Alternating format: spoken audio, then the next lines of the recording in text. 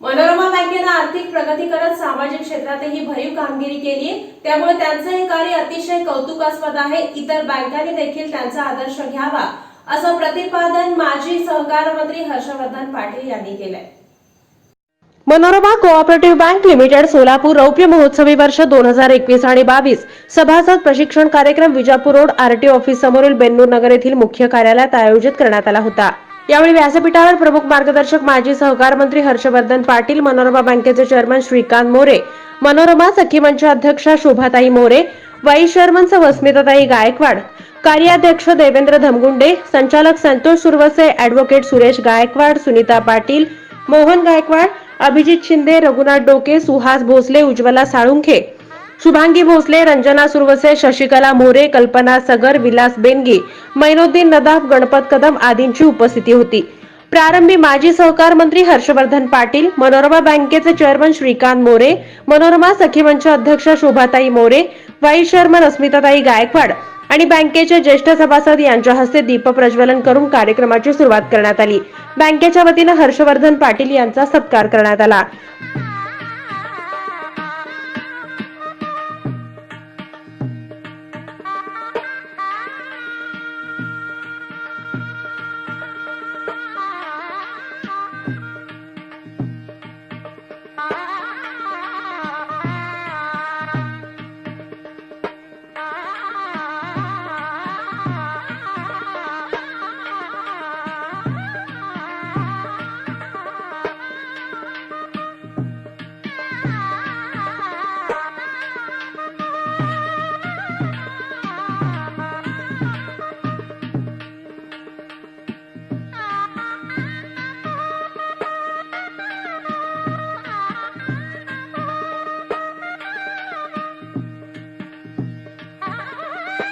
प्रारंभिक मान्यवरांचं स्वागत आणि कार्यक्रमाचं प्रास्ताविक बँकेच्या व्हाईस चेअरमन सह स्मिताताई गायकवाड यांनी केलं। त्या म्हणाल्या, माजी सहकार मंत्री हर्षवर्धन पाटील यांचा आणि मनोरमा परिवाराचे मागील 25 वर्षापासून ऋणानुबंध आहेत असं सांगत त्यांनी बँकेच्या आर्थिक ध्येय धोरणांची माहिती दिली। मी आदरणीय हर्षवर्धनजी पाटील साहेबांचं मनपूर्वक स्वागत करते आणि मी आवर्जून आपल्याला नमूद करते की मनोरमा परिवाराने बोलवलंय आणि साहेब आले नाही असं कधीही झालेलं नाहीये। म्हणजे ज्या ज्या वेळेस आम्ही त्यांना म्हणजे हक्काने बोलवतो आणि आवर्जून बोलवतो आणि साहेब सुद्धा वेळात वेळ काढून कितीही बिझी असले तरी सुद्धा या मनोरमा परिवारासाठी येतात। त्याबद्दल साहेबांचं पहिल्यांदा टाळ्यांच्या कडकडाटात स्वागत करावं। सहकार क्षेत्रामध्ये अग्रगण्य असणारे आमचे मार्गदर्शक आदरणीय श्रीकांतजी मोरे साहेब एक ज्येष्ठ अर्थतज्ञ तर आहेतच, परंतु दूरदृष्टी असणारे एक नेते आहेत। सहकारातले नेते म्हटलं तरी अवघड ठरणार नाही आणि हर्षवर्धनजी पाटील साहेब यांचं मार्गदर्शन त्यांना सतत लाभलेलं आहे आणि त्यामुळे त्यांचं अजून प्रगल्भ व्यक्तिमत्व याचा उपयोग या मनोरमा परिवार वाढीसाठी झालेला आहे। मनोरमा बँकेची स्थापना 9 मे 1997 साली झाली आणि तिथून या परिवाराचं जे छोटंसं रोपटं होतं त्याचा वटवृक्ष राहायला वेळ लागला नाही। गेल्या 26 वर्षामध्ये म्हणजे आज आपण रौप्य महोत्सवी वर्ष साजरे करतोय आणि या निमित्ताने अनेक कार्यक्रम या परिवाराने घेतले, त्यामध्ये अनेक स्पर्धा घेतल्या, सभासदांच्या हितासाठी अनेक प्रशिक्षण शिबिरं घेतली। त्याचबरोबर आपण नेहमीच म्हणजे महिलांना प्राधान्य देतो। या परिवारामध्ये महिलांना खूप प्राधान्य आहे कारण 7 संचालिका आम्ही महिला आहोत, त्याचबरोबर आमच्या सीईओ महिला आहेत, मल्टीस्टेटच्या सीईओ महिला आहेत आणि यामुळं या परिवारामध्ये जिथं लक्ष्मीचा वास असतो तिथं लक्ष्मी येणारच। त्यामुळे हा परिवार हा सत्तात नावारूपाला तर येतोच आहे पण भरभराटीला सुद्धा येतोय कारण या परिवाराच्या 1650 कोटीची वाटचाल संपूर्ण एकत्र आहे आणि 2100 कोटीकडे या परिवाराची आता वाटचाल सुरू आहे कारण संपूर्ण मनोरमा मल्टीस्टेटच्या 60 शाखा, आमच्या बँकेच्या 6 शाखा, 5 पतसंस्था असा व्यवसाय एकूण 1650 कोटी इतका आम्ही क्रॉस केलेला आहे आणि आता आपले 2100 कोटीकडे वाटचाल आपल्या सगळ्यांच्या साथीने, सहकार्याने आणि मार्गदर्शनाने सुरू आहे। हेही मला इथे आवर्जून सांगावंसं वाटतंय। आता सगळे सभासद आहेत त्यामुळे ऑडिटरनी पण आपल्याला अवर्ग दिलेला आहे आणि आता आम्हाला नवीन राहिलेलं नाहीये, सतत आम्हाला अवर्ग सवय लागलेली आहे। त्याचबरोबर 0% NPA जे महाराष्ट्रात कुठेही नाही, 4 वर्ष सतत 0% NPA हे या बँकेने सहज साध्य करून दाखवलेलं आहे।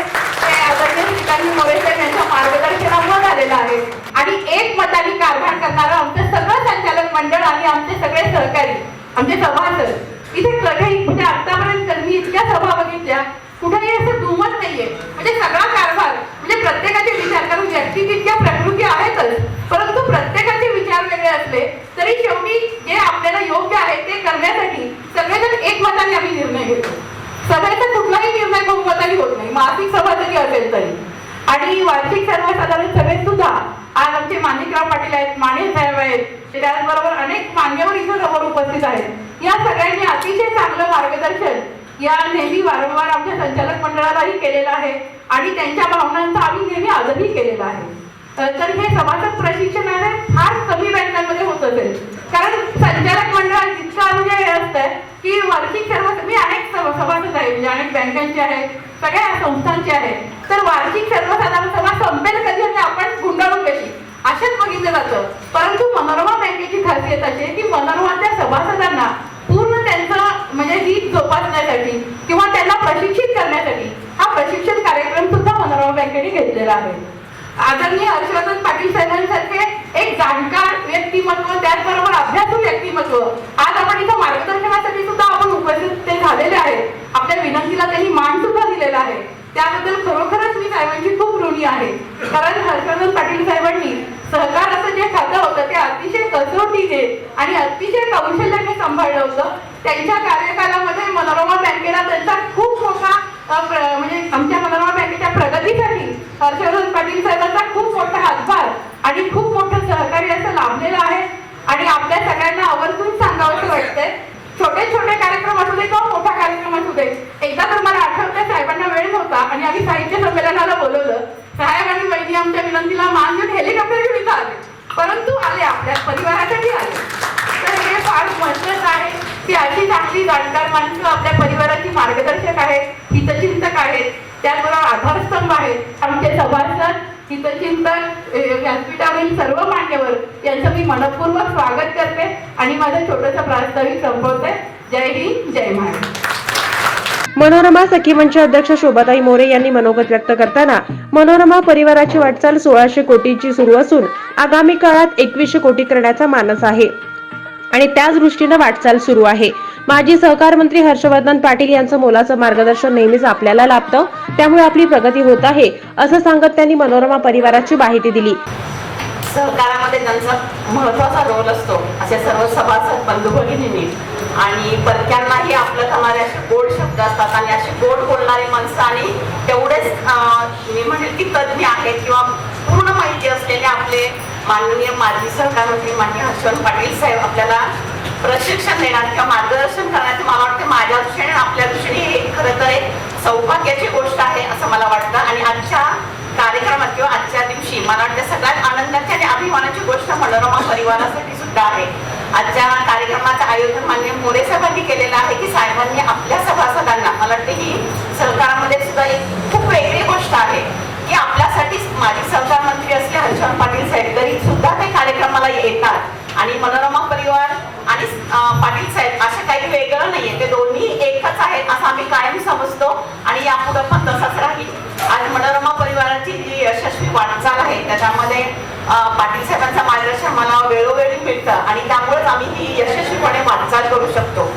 मनोरमा सखी मंचच्या माध्यमातून मी नेहमीच सांगेन की महिलांसाठी एक मनोरमा हे आईचं नाव आहे आणि आई काय करू शकते तर याचा तुम्हाला या ठिकाणी निश्चित प्रश्नोत्तर आलेला आहे.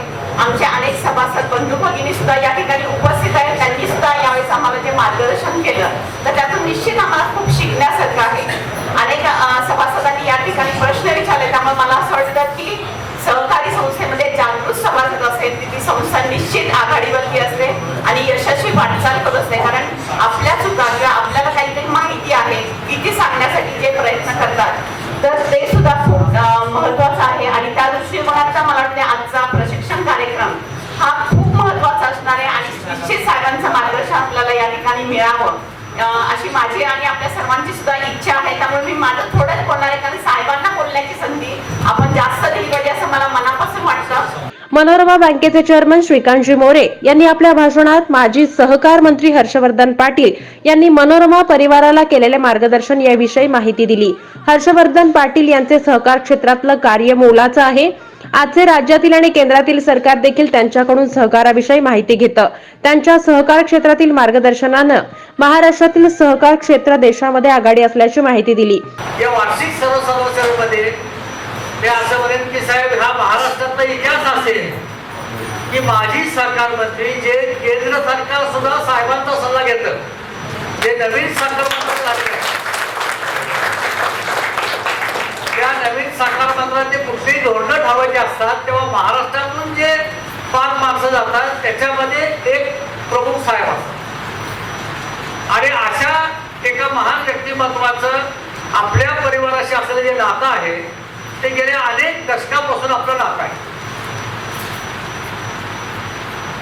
ते जे नातं वृद्धिंगत झालेलं आहे हे केवळ आपल्या परिवारामुळं किंवा श्रीकांतमुळे किंवा तुमच्या आपल्या सगळ्यामुळं असं नाही आहे, तर याचं श्रेय मी माननीय आमदार हर्षवर्धन पाटील साहेबांनाच देणार आहे.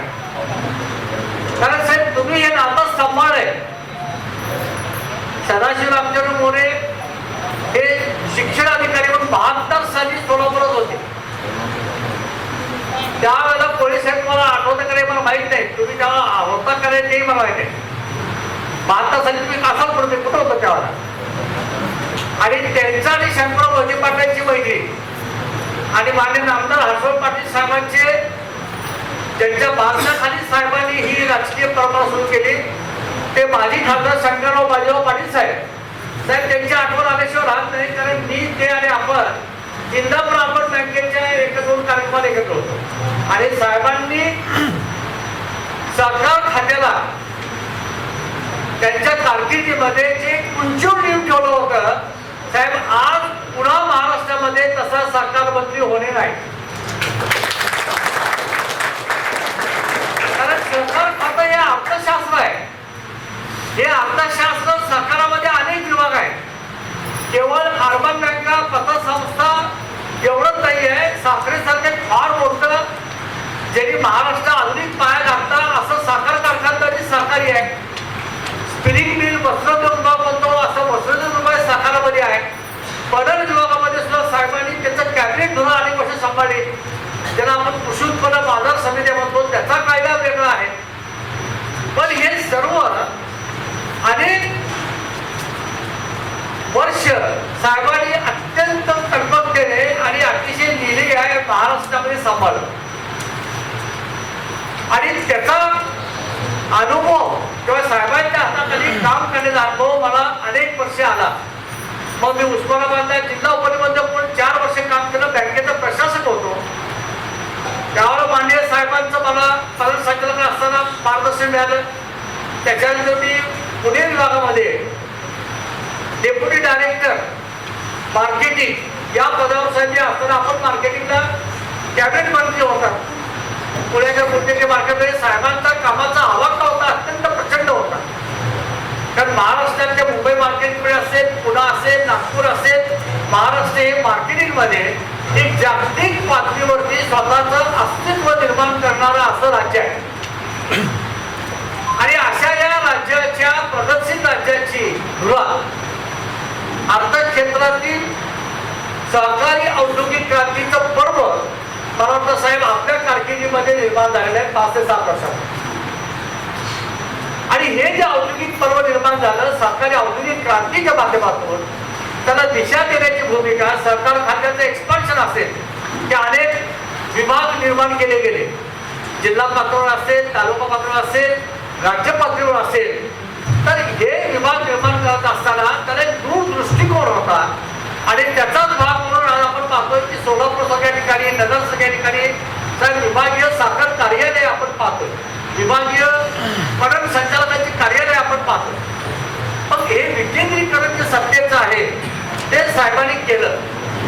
पण हे सगळं करत असताना सरकारच नुसतं असं जपलं नाही, तर आपल्या विभागाचा परिसराचा विकास करण्यासाठी म्हणून साखर कारखानदारी असेल, शिक्षण क्षेत्र असेल, अशा विविध क्षेत्रामध्ये आपल्या कार्यकर्तृत्वाचा ठसा इंदापूरचा परिसर, इथं कोल्हापूर जिल्ह्याचा बार्शीचा परिसर असेल, मोहोळचा परिसर असेल आणि उभ्या महाराष्ट्रामध्ये अनेक ठिकाणी अशा पद्धतीचे अर्थ करण्याचे उपक्रम केले आणि स्वतःच्या वेगळ्या एक अनुभवाच्या जोरावरती जी आपली एक महाराष्ट्राच्या विविध क्षेत्रामध्ये एक वेगळ्या प्रकारची इमेज निर्माण केलेली आहे, तर त्याची दखल साहेब आम्ही घेतली आणि त्याच्यातूनच मनोरमा परिवाराला आम्ही वाटचाल करत असताना सतत साहेबांचं राज्य पातळीवरून मार्गदर्शन आणि वारंवार जेव्हा जेव्हा सोलापूर साहेबांचा दौरा झालेला आहे, मग आता 1900 म्हणजे मागच्या 10 वर्षापासून सतत आपल्या परिवाराला साहेबांचं मार्गदर्शन राहिलेलं आहे.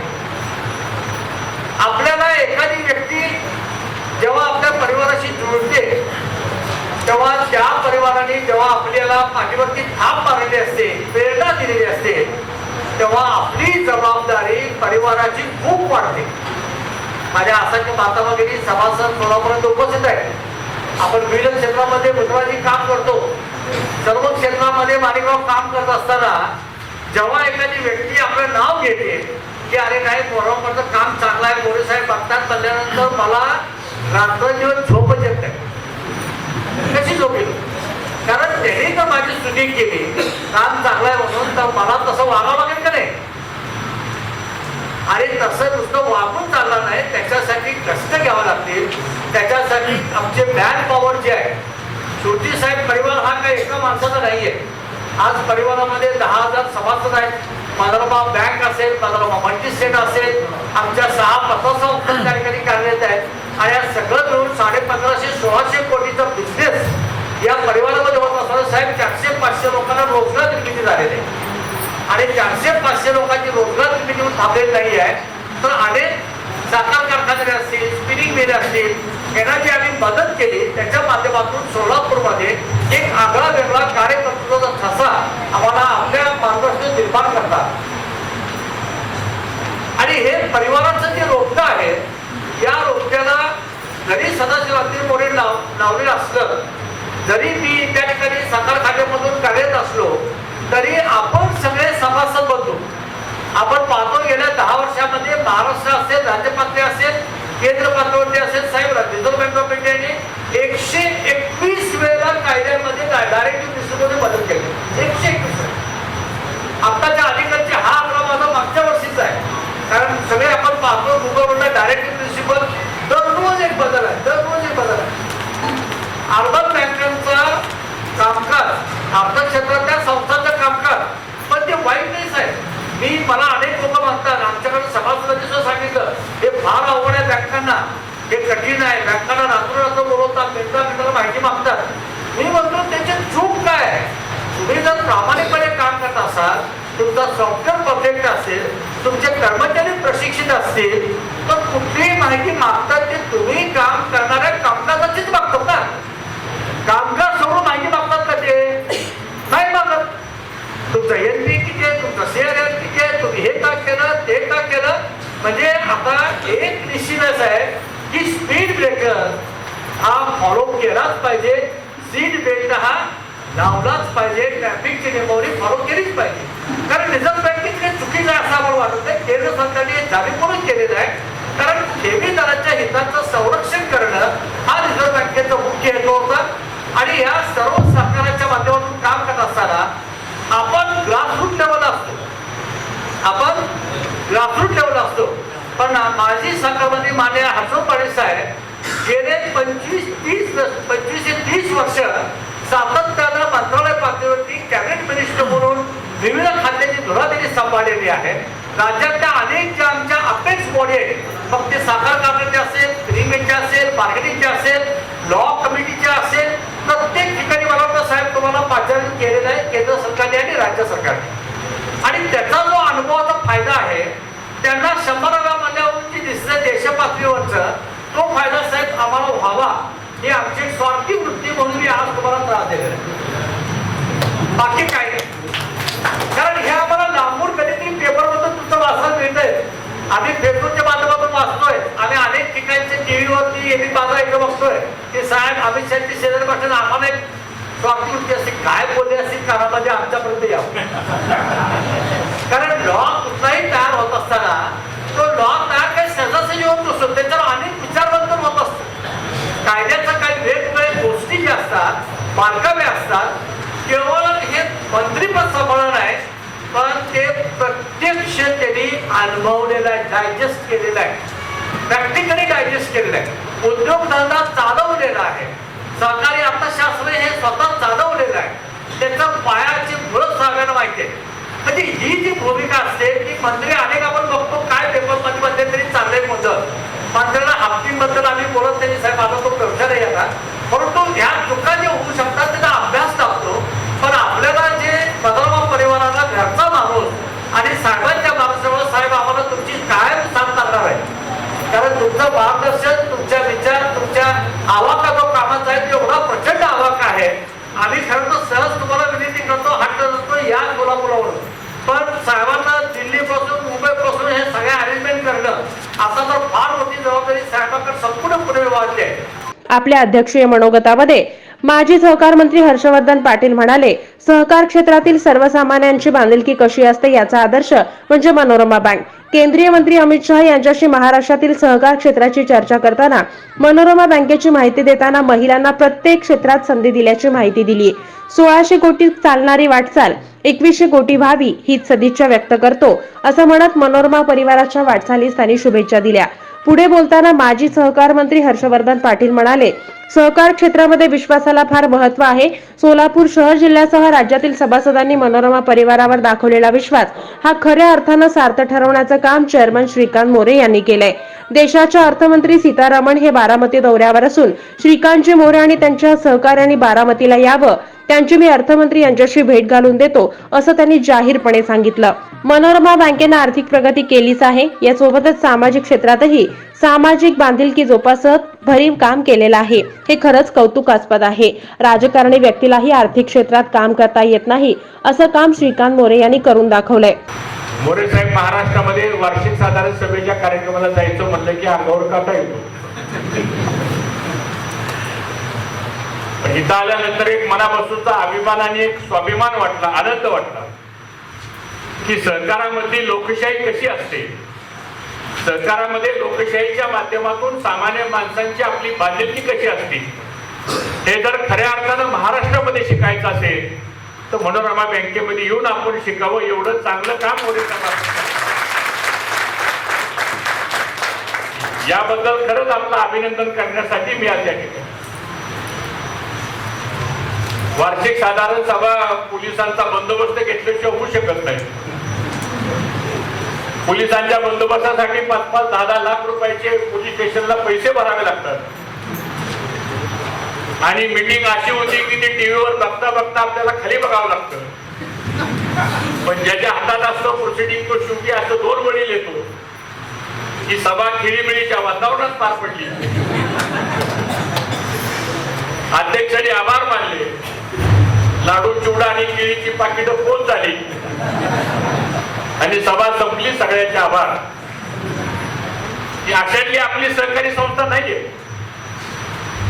आणि आपण बोलता बोलता मग अशी म्हणाला की केंद्रीय नव्याने झालेले सहकार मंत्री अमित शहा साहेब, मला आनंद आहे की बऱ्याच वेळा अमित शहा साहेबांनी आम्हाला या देशाच्या आणि ह्या राज्याच्या सहकाराच्या बाबतीमध्ये बरीच चर्चा आमची झाली आणि आम्ही पण त्यांना बऱ्याच गोष्टी सांगितल्या.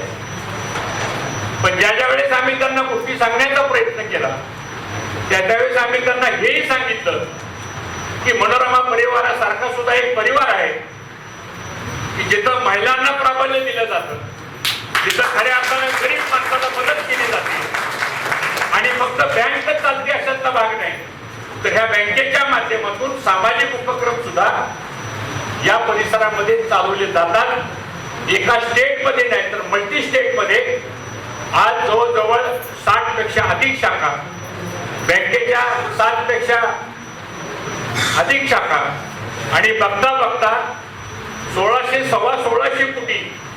मोरेताईंनी उल्लेख केला, आमच्या गायकवाडताईंनी उल्लेख केला की एखादा परिवार गेल्या 25 वर्षामध्ये लोकांचा विश्वास संपादन करतो काय, सामान्य माणसाला मदत काय करतो आणि त्याचबरोबर या महाराष्ट्रामध्ये आणि इतर स्टेटमध्ये 1600 कोटी पर्यंतचा टर्नओव्हर करणं, मला असं वाटतं ही अभिमानाची गोष्ट आहे. आणि म्हणून टाळ्या वाजवून आपण या मॅनेजमेंटचं सुद्धा आपण मनापासून अभिनंदन या ठिकाणी. महाराष्ट्रामधला सहकार हा फार जुना सहकार आहे. या देशामध्ये सहकारी चळवळ येऊन 112 वर्षापेक्षा अधिक काळ झाले. या महाराष्ट्रामध्ये 2.5 लाख सहकारी संस्था आहेत. त्या 2.5 लाख सहकारी संस्थेची वर्गवारी जर करायची म्हटलं तर 1.25 लाख त्यापैकी फक्त गृहनिर्माण हाऊसिंग सोसायटी. आज या गृहनिर्माण हाऊसिंग सोसायट्या निर्माण झाल्या म्हणून सोलापूर सारख्या, पुण्यासारख्या, मुंबई सारख्या गरीब मराठी माणसाला त्या ठिकाणी हक्काचं घर मिळालं. ते मिळू शकलं नसतं. आज मुंबईला एक घर घ्यायचं म्हणलं तर कमीत कमी 10 कोटी रुपये लागतात. पण केवळ या हाऊसिंग निर्माण कोऑपरेटिव्ह संस्था निर्माण झाल्या. आणि मला आनंद आहे की ज्यावेळेस या राज्याचा मी सहकार मंत्री असताना एक नवं धोरण आपण हाऊसिंग सोसायटीच्या संदर्भात मोरे साहेब आपण आणलं. डीप कन्व्हेन्स एक साधं उदाहरण आहे की सोसायटी तयार होती, 200 फ्लॅटच्या बिल्डिंगा बांधल्या जातात, पण खालची मूळ जागा जी आहे ती बिल्डरच्या नावावर असते आणि सोसायटी मात्र आपली असते. उद्या जर ती मॉडगेज करायची म्हणलं, काय करायची म्हणलं तर आपण करू शकत नाही. उद्या बिल्डरच्या मनात जर पाप आलं तर अख्खी जागा त्याची आणि फ्लॅट आपला हाही वाद होऊ शकतो. म्हणून डीम कन्व्हेन्सचा कायदा आपण आणला आणि मला सांगायला अभिमान वाटतो की 95,000 या राज्यातल्या गृहनिर्माण संस्था की जिथं गरीब माणूस राहतो, जिथं मध्यमवर्गीय माणूस राहतो, जिथं अल्पसंख्याक माणूस राहतो, जिथं महिला मोठ्या प्रमाणात राहतात, या सगळ्यांना संरक्षण देण्याचं काम या डीम कन्व्हेन्सच्या माध्यमातून आपण आणलं. ही खरंच सरकारी चळवळ या महाराष्ट्र. या कार्यक्रमाचे आभार बँकेचे संचालक संतोष सुरवसे यांनी केलं तर सूत्रसंचालन श्वेता हुल्ले यांनी केलं. यावेळी बँकेचे सभासद, महिला मोठ्या संख्येनं उपस्थित होत्या.